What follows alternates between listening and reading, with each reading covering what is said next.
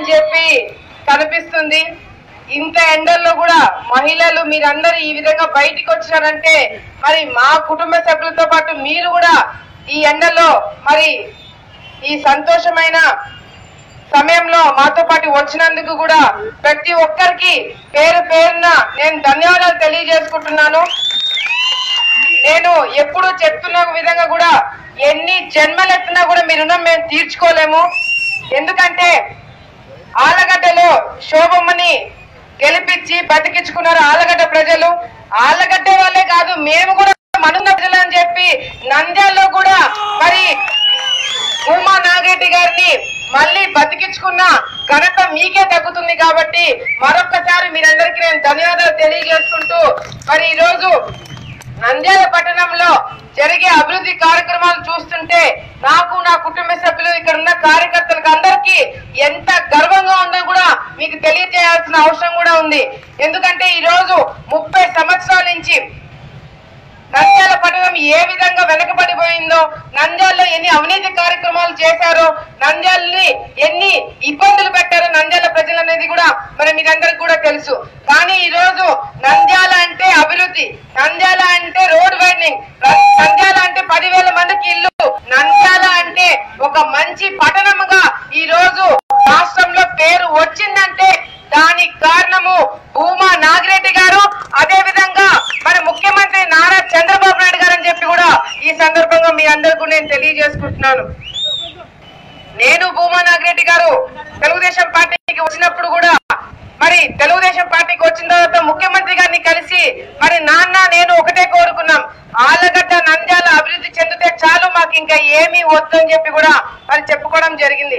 నంద్యాలలో ఏదైతే భూమా నాగిరెడ్డి గారు నాకు ఇది కావాలని అడిగారో మరి ముఖ్యమంత్రి గారు అవి మరి శాంక్షన్ చేసి ఈ రోజు నంద్యాల పట్టణంకి ఇవ్వడం కూడా జరిగింది. నేను వచ్చి చూశాను, పందులైతే ఇంటికి ఒక పందిగా పెంచుకోవడం జరిగింది.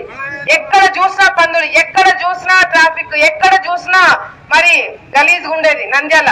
కానీ ఈ రోజు నంద్యాల పట్టణం అంటే రాష్ట్రంలో ప్రతి ఒక్కరు నంద్యాల లాగా మా కాన్స్టిట్యున్సీ కూడా మా తాలూకా కూడా అభివృద్ధి చెందాలని చెప్పి కోరుకుంటున్నారంటే దానికి కారణం మన ముఖ్యమంత్రి నారా చంద్రబాబు నాయుడు గారు అని చెప్పి కూడా ఈ సందర్భంగా మీరందరికీ నేను తెలియజేసుకుంటున్నాను.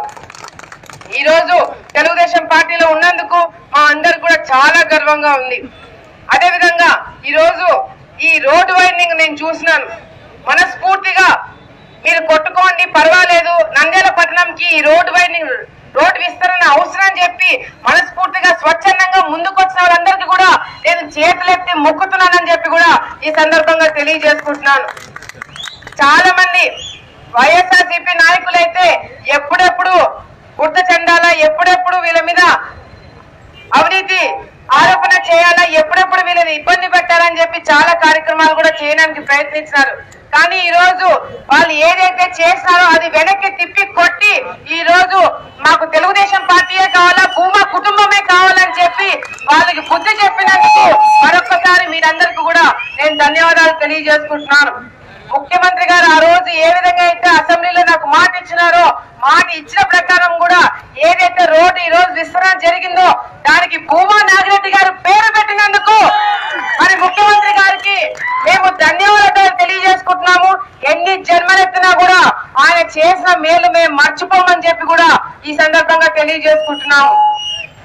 10,000 మందికి ఇల్లు కట్టిస్తామంటే ఆ రోజు అన్న తమ్ముళ్ళు నాన్న నవ్వినారు. ఈ రోజు వాళ్ళే నవ్వుడు పాలైనారు. 10,000 మందికి కాదు 13,000 మందికి ఇల్లు పెట్టి వాళ్ళ చెంప మీద దెబ్బ కొట్టినామని చెప్పి కూడా ఈ సందర్భంగా మీ అందరికి నేను తెలియజేసుకుంటున్నాను. రోడ్డు విస్తరణ ఈ రోజు భూమా నాగిరెడ్డి గారు పేరు పెట్టినాము. ఈ రోడ్డు మీద అన్న తమ్ముళ్ళు ఎప్పుడు తిరిగినా కూడా భూమా నాగిరెడ్డి గారు రోడ్డు మీద ఉన్నామని చెప్పుకుంటామని చెప్పి కూడా ఈ సందర్భంగా తెలియజేసుకుంటున్నాము.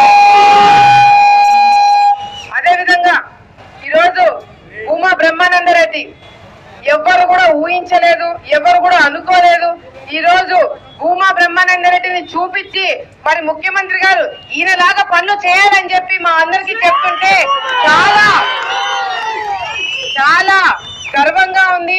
నిజంగా ఈ రోజు భూమా కుటుంబంలో ఎవరు వచ్చినా కూడా ప్రజల కోసమే కష్టపడతారు, ప్రజా సమస్యల కోసమే రాజకీయాలకు వస్తారని చెప్పి మరొక్కసారి మేము కూడా నిరూపించినామని చెప్పి కూడా ఈ సందర్భంగా మరి మీ అందరికి కూడా తెలియజేసుకుంటున్నాను.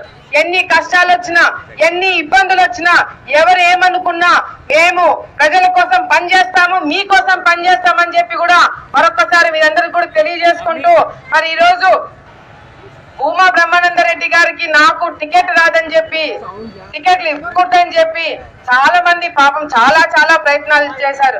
వాళ్ళని చూస్తే నాకు చివరికి నాకు కూడా జాలేస్తుంది. నేను ఒకటే చెప్పిన, మేము ఆఫీసుల చుట్టూ తిరిగి టికెట్ అడగడం కాదు, మమ్మల్ని మరి ముఖ్యమంత్రి గారు ఆఫీస్ కి పిలిపించి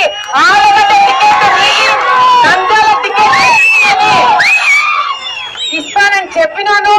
చెప్పిన విధంగా కూడా ఈ రోజు ఇచ్చినారంటే దానికి కారణం మేము కష్టపడి పనిచేస్తున్నాము, ప్రజా సమస్యలు తీరుస్తున్నాము, ప్రజల్లో ఉంటున్నాం కాబట్టి ఈ రోజు ముఖ్యమంత్రి గారు పిలిచి మరి భూమా బ్రహ్మానందరెడ్డి గారికి టికెట్ ఇవ్వడం జరిగింది. అదే విధంగా ఇంకొకటి, భూమా బ్రహ్మానందరెడ్డి గారికి టికెట్ రాదనుకొని చాలా మంది పాపము వైఎస్ఆర్సీపీ నాయకులు టపాకాయలు కాల్చినారంట. మరి అది కాల్చినారా లేదా? వైఎస్ఆర్సీపీ నాయకులకు ఒకటే తెలియజేసుకుంటున్నాను, భూమా నాగిరెడ్డి గారు చనిపోయినప్పుడు టపాకాయలు కాల్చినారు, టికెట్ రాదనుకొని మీరు టపాకాయలు కాల్చినారు. నేను ఒకటే తెలియజేసుకుంటున్నా, టపాకాయలు దాచిపెట్టుకోండి. మళ్ళీ భూమా బ్రహ్మానందరెడ్డి గారు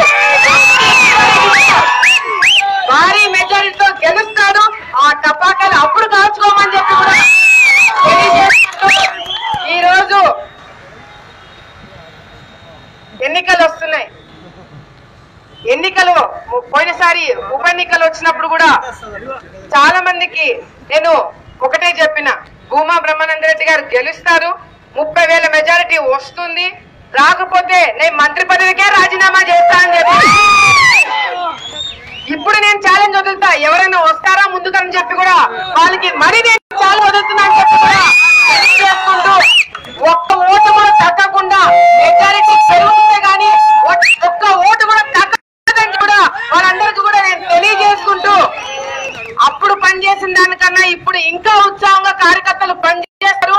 నేను కర్నూలు జిల్లాలోనే నేను పోయినసారి ఓడిపోతే కర్నూలు జిల్లా అని చెప్పిన, కర్నూలు జిల్లానే కాదు ఈ రాష్ట్రంలోనే లేకుండా చేయాలని చెప్పి కూడా ఈ సందర్భంగా మీరందరికీ కూడా తెలియజేసుకుంటూ, ఎందుకంటే భూమా నాగిరెడ్డి గారి చావుకి కారణమైన వాళ్ళని నేను కాదు కదా, నా కుటుంబ సభ్యులు కాదు కదా, ఒక్కొక్క కార్యకర్త కూడా వదిలిపెట్టదని చెప్పి కూడా ఈ సందర్భంగా వాళ్ళందరికీ హెచ్చరిస్తూ మరి వచ్చే ఎన్నికల్లో ప్రజలందరూ కూడా ఒక సునామీ లాగా మీ మీద పడతారు, మళ్ళీ తెలుగుదేశం పార్టీకి ఓటు వేస్తారు, భూమా బ్రహ్మానందరెడ్డి గారిని మళ్ళీ మంచి మెజారిటీతో గెలిపిస్తారని చెప్పి కూడా వాళ్ళందరూ కూడా తెలియజేసుకుంటూ ఈ రోజు ఇంత ఎండలో కూడా మీరందరూ కూడా మమ్మల్ని ఆశీర్వదించేందుకు వచ్చినందుకు పేరున ప్రతి ఒక్కరికి నమస్కారాలు తెలియజేసుకుంటూ సెలవు తీసుకుంటున్నాను. ఈ వీడియో మీకు నచ్చినట్టయితే లైక్ చేయండి, షేర్ చేయండి. మరిన్ని ఇంట్రెస్టింగ్ వీడియోస్ చూడడానికి మా ఛానల్ కు తప్పక సబ్స్క్రైబ్ అవ్వండి.